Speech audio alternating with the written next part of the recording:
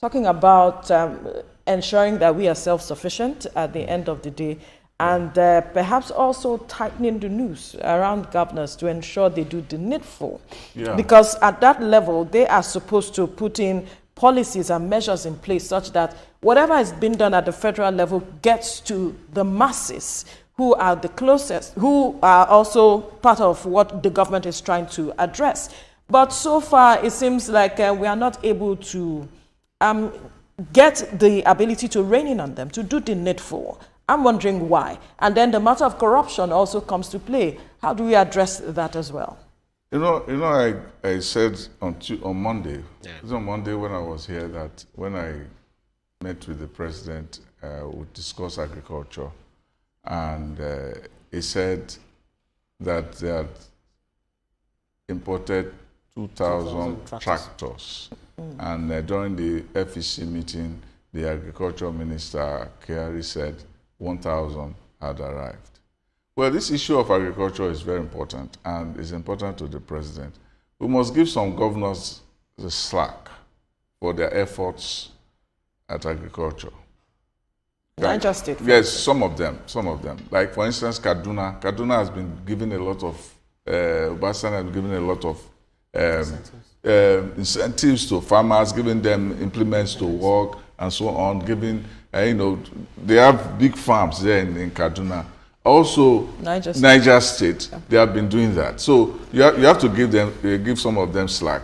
You can say a lot of them are not on board in that regard. Many of the governors have a lot of resources now, and they should focus on that. And maybe they are even stunned by the fact that they have money, they have not come down to what to do with it. Part of the problem also is that everybody is concentrating, you said it earlier, on the president. What of the sub-national states? Right. The local government law was supposed to address rural poverty because you're supposed to bring money to the local governments and the grassroots. But the governors have not implemented it. If you want to ask me why this is going on, I will say it is because our civil society organizations are hypocritical. How so? Hypocritical. How so? Because if it were the government in the center that had this kind of responsibility to do things like this, they would have gone to strike on the streets. Why have they not held the governors responsible? The social critics who are making noise all over the place, when have they put the pressure on the government? If anybody puts pressure on the governors, who say, make sure that your local government go and sign all the conditions necessary to transfer money to the local government. Right. If they do that, you will see that the governments will do it. They will not do it because there is a bitterness over 2023 elections.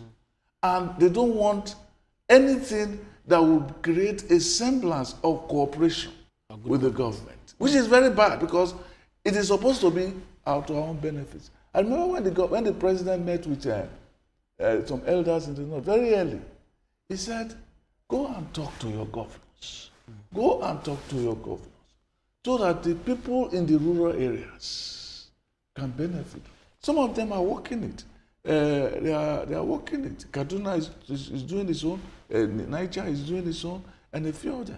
But we have to create a situation where we must understand that Nigeria is a collective, and a collective has to work properly. Now, agriculture, being the fulcrum of our own production, needs our people to coordinate both both the supply and the demand aspect of it. The supply, I mean, both imports and also local production. I understand that the prices of rice is going down mainly because of the imports that have flooded the market, yeah. And that the local, even as forced even the local ones, the prices to come down, but not as much as the imports. But this is kind of tension that we need in order to beat down inflation. So we can say that even though we are not there where the price of food is supposed to be, the price of food is coming down. But because they say we want to talk about the core inflation, is food, energy, transportation. Into the studio too, Uncle Sam. If you look at some of the reforms that the present administration has brought to the table, some of which we've highlighted, mentioned, but if you go to the energy sector, the NNPC, for instance, a whole lot of money had been sunk into revamping that sector. Turnaround maintenance for Port Harcourt refinery, that of the Kaduna and some Warri, etc. And just recently, is a Warri or Port Harcourt refinery that is now being suspended. Port Harcourt. So, despite the huge amount of money spent into it, and we had different stories. Now we're having the NNPC board and all of that. Do you not feel that we are not doing enough when it comes to the kind of money, the amount of money we're spending and the results we're getting? That so much so that it will affect the price or impact on the price of fuel, the cost of fuel for Nigerian people, and then pose serious competition or healthy competition with the Dangote refinery, for the benefits of the majority? Yeah, it's a good question. But before I answer that, I want to speak briefly on security, because when we're talking about security, sometimes we forget where the level of insecurity was when Ashwaju became president and where it is now.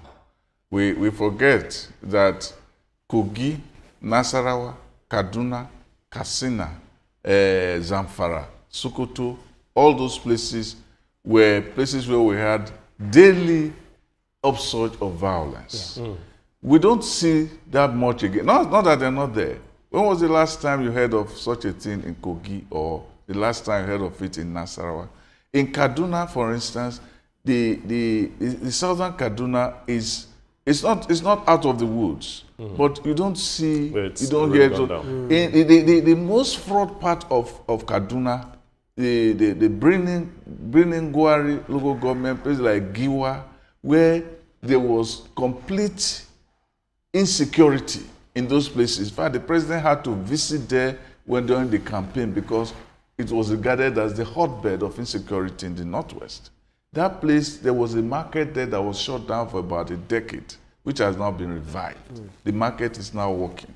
So the upsurge that we saw in Plateau and Benue recently tend to exaggerate the extent to which the problem is and tend to tamp down what progress has been made. And a lot has been made in those areas where we have to know that while noting that there's still a lot of work to be done, must know that a lot has been achieved even within the past. Now,